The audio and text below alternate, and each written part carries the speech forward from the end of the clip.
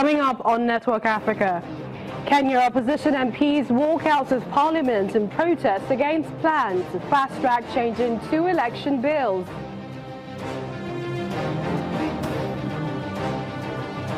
Democratic Republic of Congo's decision to ban semi-biometric passports by October the 16th spark off criticisms.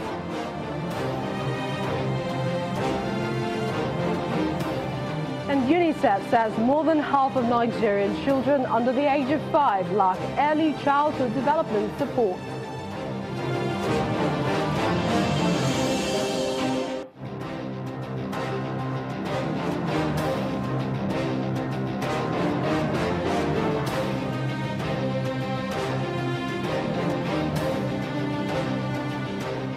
Hello and welcome to the program. I'm Millicent Walker.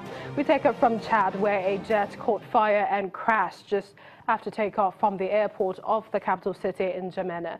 The Mirage 2000N was part of the Operation Barkhane, an anti-insurgent mission in the Sahel region that includes a French force of 3,000 soldiers.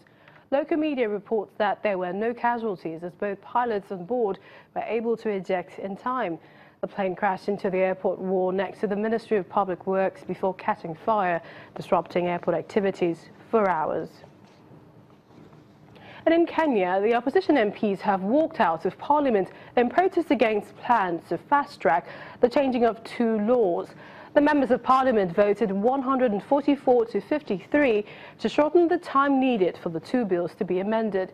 The proposed changes concern how future presidential elections will be handled and how to punish electoral officials involved in election misconduct, while the IEBC would have to decide whether to follow directives from the country's Supreme Court or the law as hastily changed by Parliament.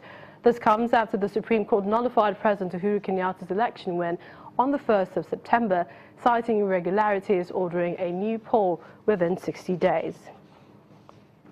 Well, let's go over to Uganda, where lawmakers continue their brawl in Uganda's parliament for a second day over a fiercely disputed move to change the constitution to let long-ruling President Yoweri Museveni run for re-election after age 75. MPs exchanged blows and kicks, with some using microphone stands as crude weapons, with at least 2 female lawmakers reportedly carried out of the chamber after collapsing. At least the 25 MPs who opposed the proposed constitutional amendment to prolong Museveni's tenure were forcibly ejected on orders of the Speaker. Under the existing Ugandan constitution, eligibility to stand as a presidential candidate has an age ceiling of 75 years. That makes 73-year-old Yoweri Museveni, who has been in power for more than 3 decades, unqualified to seek re-election at the polls come 2021. Well, joining us now from our Abuja studios is a former federal lawmaker, Honorable Solomon Edoja. Many thanks for joining us on the program. Fist fighting, heckling, throwing of chairs was a common sight this week in Uganda. They have become common sights in parliaments also across the world. As a former federal lawmaker, is this something you've witnessed, and do you think such behavior is befitting of a parliamentarian?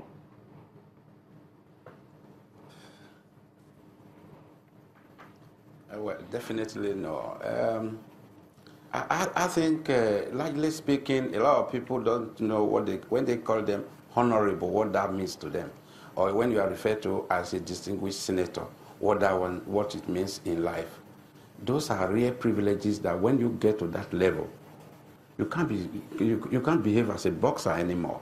You can't behave as if you were engaged in parliament to come and fight. No, parliament is a marketplace of ideas. And once you attain the title of an honorable member of parliament, there are certain behavior that is no longer expected of you. There are certain things you must not be seen to be doing anymore, because every responsibility comes with certain level of behavior. So, members of the National Assembly, members of the Senate, members of the State House, even councillors are not expected to be throwing chairs. That is why they are referred to as councillors. That is why they are referred to as honorable members of the state houses of assembly and the National Assembly, and that's why you can call somebody a distinguished senator.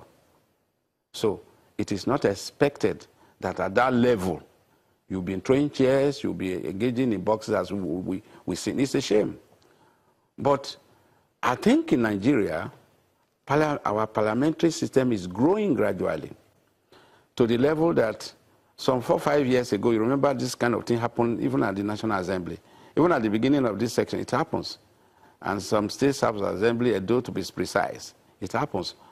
But here in Abuja, our National Assembly has adopted a method that should be copied by all parliamentary democracies in Africa. Honorable, Honorable, if I may butt in, prompting my next question, and that is, in your opinion, what could the minority and majority do to solving disputes?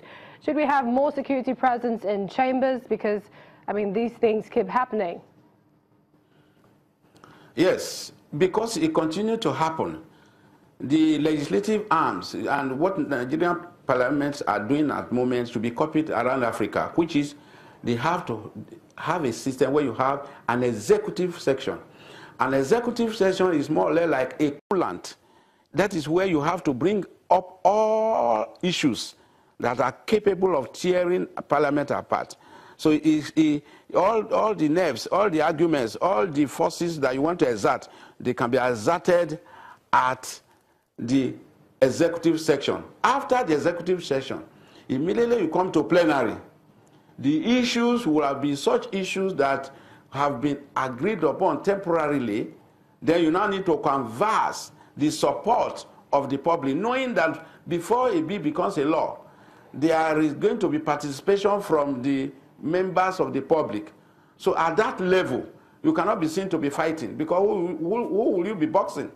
So from members of the parliament, I expect that they should not throw punches, but rather they should see themselves as people who are elected and as role model for the society. In your opinion, because they carry with them that kind of a privilege that the ordinary man doesn't have. In your opinion, today, sorry, finally, if I may, in your opinion,